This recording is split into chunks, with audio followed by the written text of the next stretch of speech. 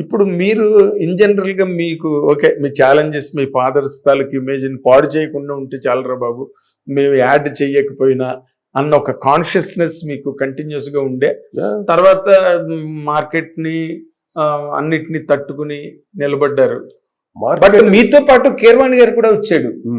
Market అంటే market ని తట్టుకుని నిలవటం అది పెద్ద కత్తి మీద సాగులు అంటే కత్తి మీద మోస్ట్ డెడ్లీ డేంజరస్. నువ్వు అంటే మనం ఎదిగిపోయావు కదా అని విర్రవీగావు అనుకో, ఎత్తి వెంటనే తవ్వేస్తారు, పక్కన తవ్వి పాదటం వల్ల పాటేస్తారు. That is industry. చాలా జాగ్రత్త. మీరు బాగా హ్యాండిల్ ఎవరు నేర్పించలేదు.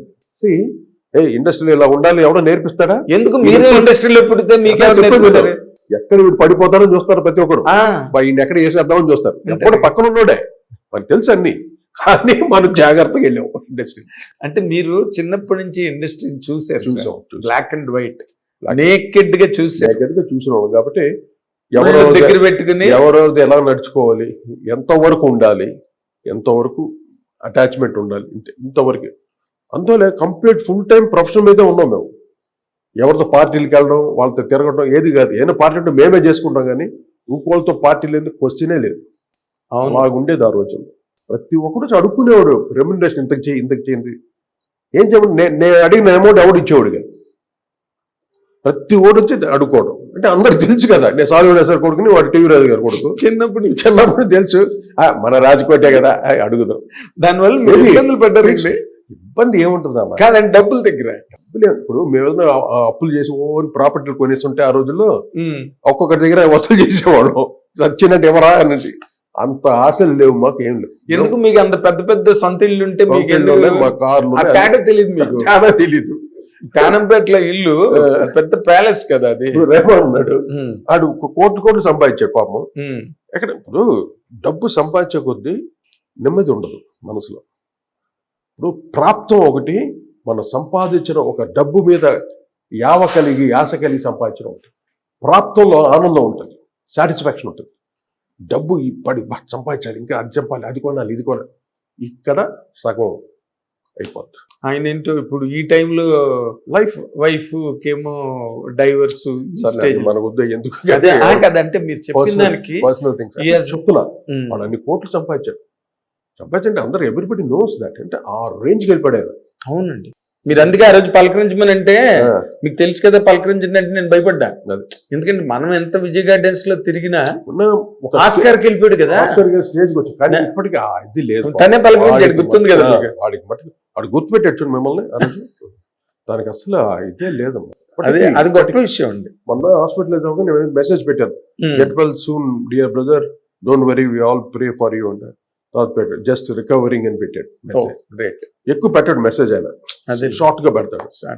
I felt happy. వాడి గురించి ప్రే చేస్తాం, ఏముంది మనకు తెలిసింది అదే కదా, ఇంకేం చేస్తాం. అంతకన్నా ఇంకేముంది, that is the best thing to do. అంతే మనిషికి ఒకళ్ళ గురించి మనం మంచిగా ప్రార్థించాలి. చూడన్నా, నువ్వు ఎన్ని కోట్ల డబ్బు కాదయ్యా ఇక్కడ.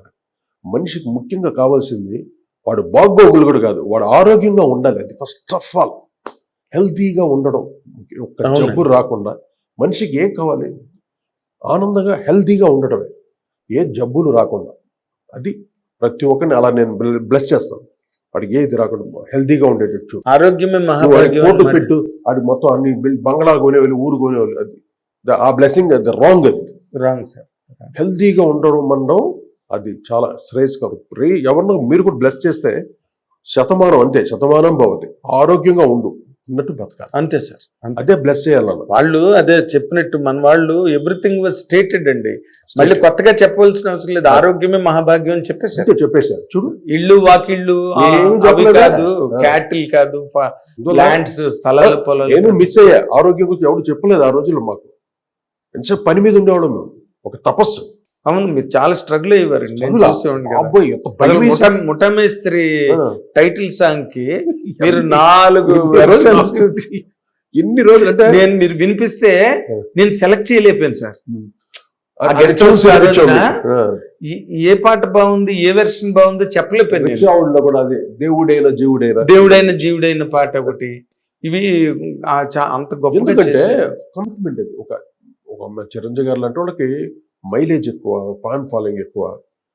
పాట ఎక్కడ తగ్గకూడదు, ఏంటి తగాయేసాడు రా మ్యూజిక్ అని ఆ మాట అనిపించుకోకూడదని అక్కడే నేను స్ట్రెయిన్ అయ్యేవాడిని, ఎక్కువగా భయపడేవాడిని. భయం, ఎప్పుడు ఈ పాట గురించి ఎప్పుడు ఇచ్చేయకూడదు, నెగిటివ్గా మాట్లాడకూడదు, అబ్బా బాగుందనాలి అన్న ఉద్దేశంతో ప్రతి పాటని జాగ్రత్తగా అయ్యో మీరు చేసిన పాటలన్నీ ఇట్టిగా సార్, ఒకటి కాదుగా. పెట్టరు కనుగొట్టరు ఇప్పుడు బాలకృష్ణ గారు చేసిన పాటలు కానీ బాలయ్య బాబు చెప్తున్నా, ఏ పాట చేసిన నోవే అసలు మీరు అవన్నీ అంటే మీరు మిమ్మల్ని ఏది అడిగినా దాంట్లో ఒక జర్నలిస్ట్ గా మాకు ఒక ఇబ్బంది ఉంటుంది. ఏంటంటే you are a happy man, you are a satisfied man, you are not a greedy person. దురాశ లేదు, నిరాశ లేదు లైఫ్ లో. కానీ కెరీర్ కి కొన్ని ఉంటాయి సార్. కెరీర్ అన్న తర్వాత మీరు ఎక్కువగా కాంపిటీషన్ ఫీల్ అయ్యి కొన్ని రావాల్సిన అవకాశాలు మిస్ అవ్వడం కానీ అది లేదు, ఎప్పుడు లేదు మీకు. ఎప్పుడు కాంపిటీషన్ ఎవరితోనూ లేదండి మీకు? కాంపిటీషన్ ఇళయరాజా కాంపిటీషన్ అంతే. కీరవాణి గారు కాదు మీకు కాంపిటీషన్. ఇప్పుడు కీరవాణి కూడా వచ్చాడు, తెచ్చారు మాకు ఆల్టర్నేటివ్గా. ఉండాలిగా, ఒకటి కావాలి కదా అని. కొన్ని జలసీ, నీకు ఇండస్ట్రీ తెలుసు కదా, నీకు ఇండస్ట్రీ గురించి. మనం ఫుల్ పీక్లో ఉన్నప్పుడు ఒకటి ఇద్దరు డేట్స్ ఇవ్వలేదు అనుకో, ఆడు కక్ష కడతాడు మన మీద కట్టి.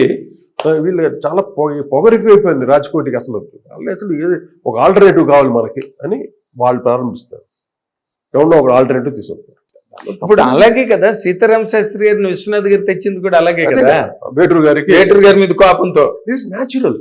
అంతేగాని కేరవాడు వచ్చాడు, ఇంకోటి వచ్చాడు, అదేం కదా, ఎంతమంది వస్తుంటారు. ఎవరు వచ్చినా ఏది వచ్చినా మా స్టాండర్డ్స్ వేరు, నా లెవెల్ వేరు, నా పాటలు వేరు.